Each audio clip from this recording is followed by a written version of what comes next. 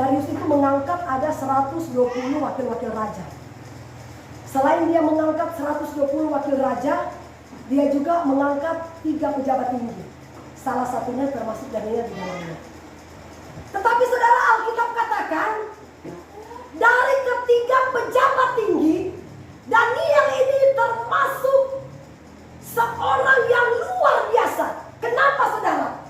Kenapa Daniel itu di mata raja termasuk orang yang luar biasa? Karena Daniel memiliki roh yang perkasa. Amin. Saudara, sehingga Alkitab katakan begini. Di antara ketiga pejabat, Daniel itu adalah salah satu pejabat yang sangat disayang oleh raja. Daniel ini saudara, Alkitab katakan ya, di antara ketiga pejabat yang sudah dipilih oleh raja, Daniel ini adalah salah satu pejabat yang sangat dikasihi. Dia sangat disayang oleh raja. Kenapa saudara? Kenapa Daniel ini sangat dicintai oleh raja? Karena Daniel memiliki roh yang perkasa. Roh apakah itu? Roh yang dari Tuhan. Amin. Itu luar biasa saudara, artinya Daniel ini memiliki kasih karunia. Haleluya. Saudara, satu ketika saudara 120 wakil raja dan kedua pejabat yang dipilih oleh raja, mereka cemburu dengan Daniel. Karena mereka berpikir Daniel ini sangat sekali disayang oleh raja. Dan mereka juga melihat bahwa raja ini ingin menempatkan dia untuk menguasai seluruh daerah. Nah, tiba-tiba mereka mulai berencana jahat untuk Daniel. Nah, biasanya seperti itu saudara ya. Kalau kita mau naik jabatan, ada aja orang yang iri hati dengan kita. Betul nggak? Ya kan? Ya. Di saat kita mau naik jabatan, ada aja berbagai macam cara saudara akan kita temukan. Tetapi ingat saudara ya, orang-orang yang takut akan Tuhan, orang-orang yang berlindung kepada Tuhan, firman Tuhan katakan saudara, segala perkara dapat kita tanggung di dalam Yesus yang memberikan kekuatan bagi kita. Amin. Itu janji Tuhan. Seperti Daniel, saudara, akhirnya mereka berpikir begini, kita mau cari kesalahan Daniel nggak ada. Gimana caranya ya? Oh begini aja. Dia itu kan suka menyembah Allah. Sedangkan raja memberikan aturan tidak boleh menyembah dewa atau manusia siapapun selain menyembah raja. Nah, kita datangin raja. Kemudian kita suruh raja itu buat surat. Buat surat tertulis. Yang mana surat itu mengisi bahwa siapa yang menyembah selain raja, dia pasti akan dibuang di gua Sina. Saudara, ketika Daniel mendengar bahwa raja itu sudah mengeluarkan surat perintah seperti itu, apakah Daniel takut? Pak Martin, kira-kira kalau diancam Pak, kira-kira Bapak takut nggak kalau mau dibuang di gua Sina? Takut. Takut nggak Pak? Mercy takut nggak? Takut. Ya, ini masih manusia.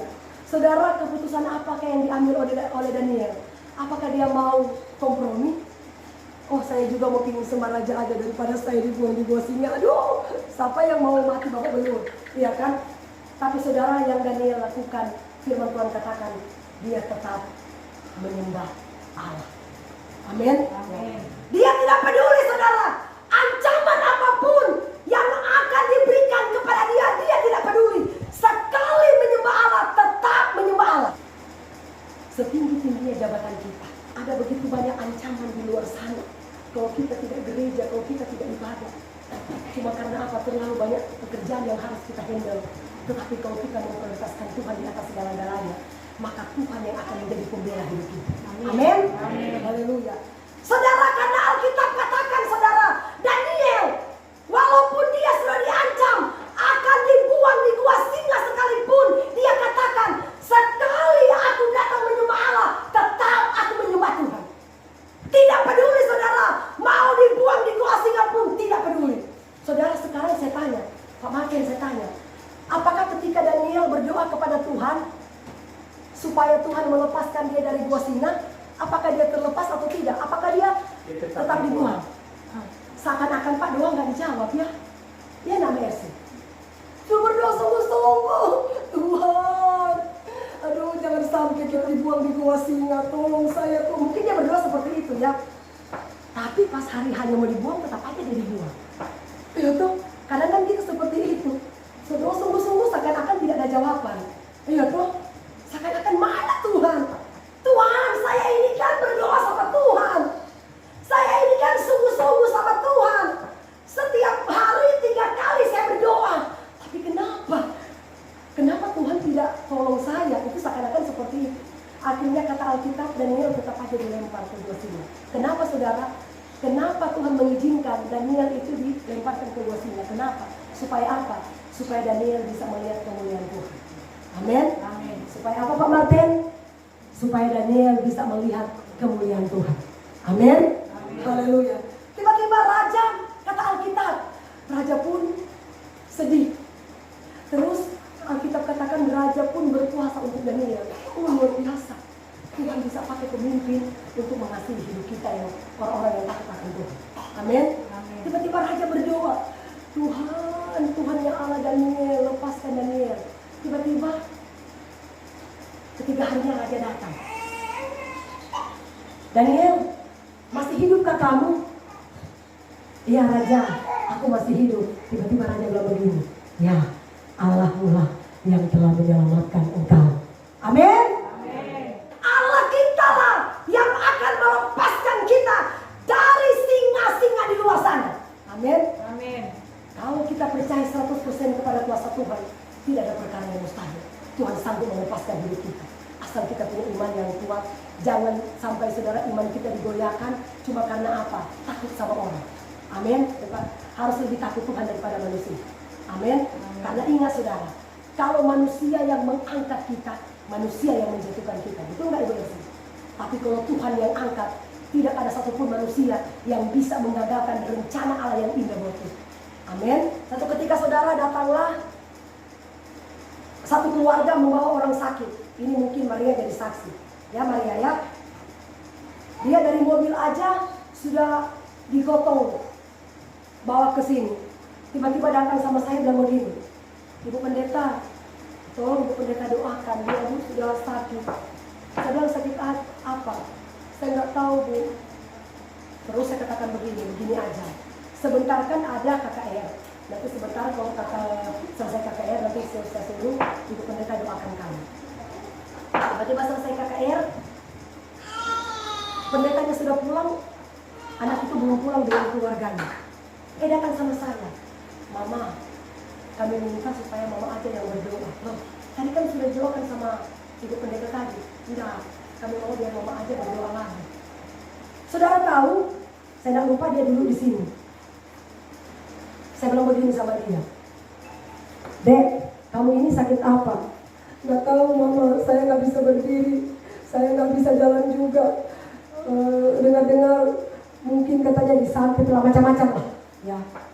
Terus saya bilang begini, saya dalam hati saya bergumul begini, Tuhan, memangnya kalau saya berdoa buat dia, memangnya mujizat bisa terjadi nggak?